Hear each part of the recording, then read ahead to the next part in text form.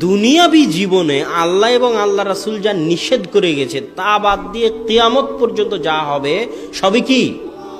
জোরে বলেন, সবই কি হালাল? সন্দেহ হচ্ছে নাকি আপনাদের? সন্দেহের কোনো অবকাশ নাই। আর যেমন একটা উদাহরণ দেখেন, খাওয়ার ক্ষেত্রে আল্লাহ কোরআনে বলেছে হুররিমাত আলাইকুমুল মাইতাতু ওয়াদ-দাম, তোমাদের জন্য হারাম করে দিয়েছি মৃত জিনিস, তোমাদের জন্য হারাম করে দিয়েছি রক্ত, তোমাদের জন্য হারাম করে দিয়েছি লাহমুল খিনজির, শুকুরের গোশত, তা আল্লাহ হারাম করেছে।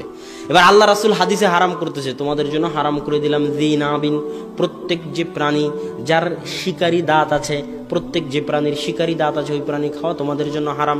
জি মিখলাবিন, প্রত্যেক যে প্রাণীর থাবা আছে ওই প্রাণীর গোশত খাওয়া তোমাদের জন্য হারাম।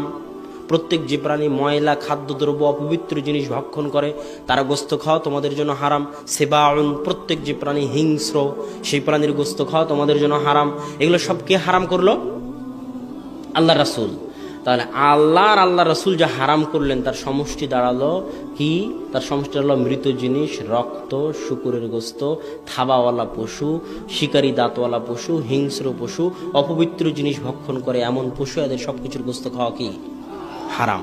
এখন কিয়ামত পর্যন্ত এগুলোর বাইরে আল্লাহ রাসূলের যুগে পোলাও ছিল, হায়দ্রাবাদি বিরিয়ানি ছিল, চিকেন বার্গার ছিল, বিফ বার্গার ছিল, ছিল নাকি? কিছুই ছিল না। কিয়ামত পর্যন্ত আরো যত খাবার আবিষ্কার হবে যার মধ্যে এগুলো থাকবে না, সব কি হবে? হালাল হবে। মানুষ যত বানাতে পারে পারাক, কোনো সমস্যা নেই। এগুলো না থাকলেই হলো। আল্লাহ এবং আল্লাহ রাসূল যা নিষেধ করে গেছেন তা না থাকলেই হলো। তা বাদ দিয়ে কিয়ামত পর্যন্ত তুমি আবিষ্কার করে ভর্তি করে দাও দুনিয়া, কোনো আপত্তি নেই, খাও, সব হালাল। শুধু এগুলো না থাকলেই হলো, সবই হালাল, এগুলো না থাকলে হলো।